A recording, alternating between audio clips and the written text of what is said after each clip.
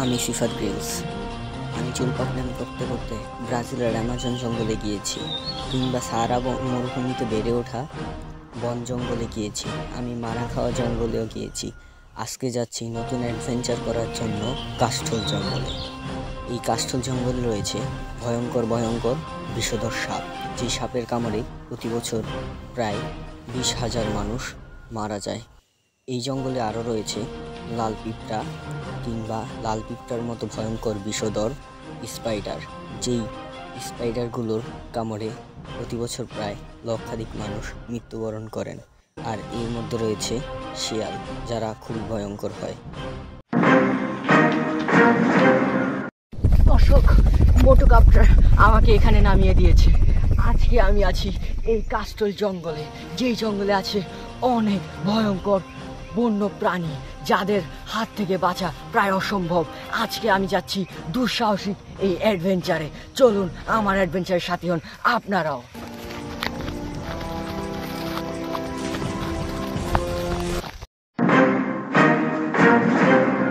দর্শক, এই কাষ্ঠল জঙ্গলে আমরা দেখতে পাচ্ছি অনেকগুলো আম গাছ রয়েছে এখানে, যেই আম গাছগুলো থেকে আমরা আম নিতে পারি অনেকগুলো।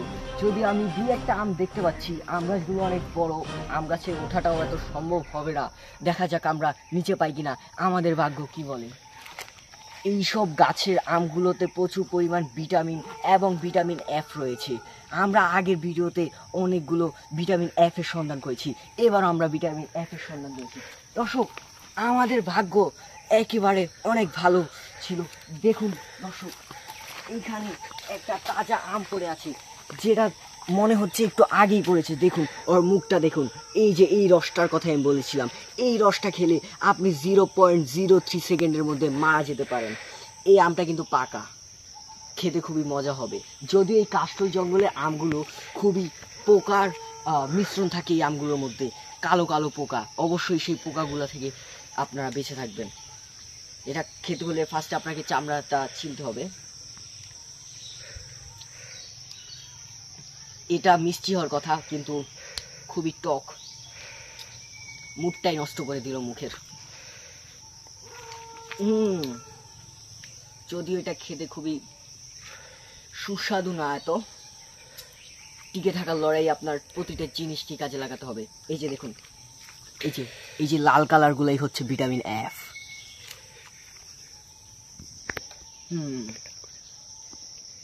নাও, তুমি একটু টেস্ট করো। এই জঙ্গলে দেখতে পাচ্ছি অনেকগুলো শক্ত শক্ত লতা রয়েছে, যেগুলো ভবিষ্যতে দড়ির কাজে লাগবে। আপনাকে জীবনের প্রতিটা ক্ষেত্রে এরকম অ্যাডভেঞ্চার বের হলে প্রতিটা ক্ষেত্রে প্রতিটা জিনিসকে কাজে লাগাতে হবে। এই লতাগুলো এখন আমরা নিয়ে নিই, বলা যায় না কখন কি কাজে লেগে যায়। এই যে এই লতাগুলো কিন্তু খুবই শক্ত হয়, আর এর মধ্যে কিন্তু সাপ থাকারও সম্ভাবনা থাকে। এইগুলো টান দিতে গেলে অনেক কষ্ট হয়, যদিও আপনারা দর্শক, আমার হাতটা কাটা গিয়েছে এইখানে, অনেক ব্যথা পেয়েছি আমি। আমাকে এখন এই জঙ্গলে থাকা একটা ঔষধি পাতা খুঁজতে হবে, যার নাম হচ্ছে হ্যাম্পো পাতা।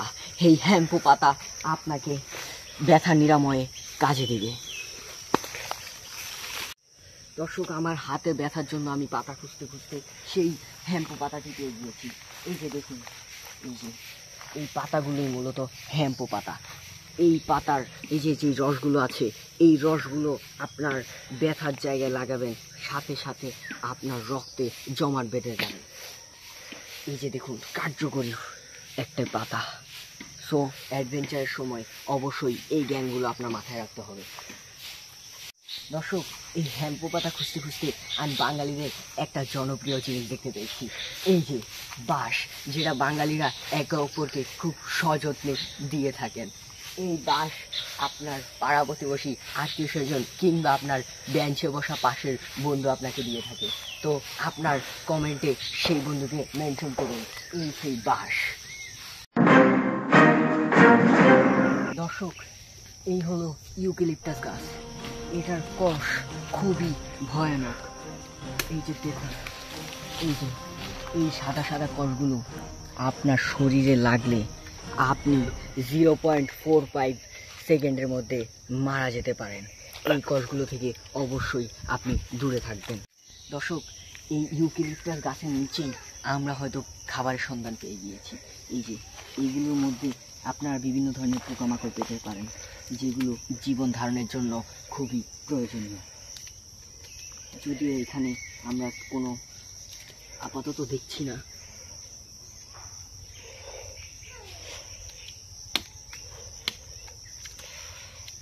এখানে নেই, তবে যদি আরও কিছুদিন আগে এখানে আসা যেত তাহলে অবশ্যই আমরা কিছু পোকামাকড় পাইতাম। এখানে আমরা বনমুরগি পেয়ে গেছি, দেখা যাক বনমুরগিটা ধরতে পারি কিনা।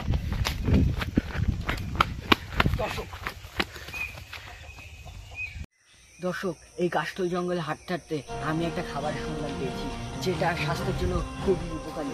সেটা হচ্ছে মাশরুম। এই মাশরুমে রয়েছে ভিটামিন এফ সহ আরও নানা পুষ্টি উপাদান। এই মাশরুমটা আপনারা যেখানেই পাবেন অবশ্যই খাবেন। এই মাশরুম খুবই দেহের জন্য। দর্শক, অবশেষে এই কাষ্ঠল জঙ্গল, এই ভয়ানক জঙ্গল থেকে আমার মনে হয় মুক্তি পেলাম আমি। এই জঙ্গল থেকে এখন আমি বের হয়েছি। দর্শক, ওই দিকে দেখুন একটা বাড়ি রয়েছে, যেটা হতে পারে আমার বাড়ি যাওয়ার পিছনের আসল রাস্তা।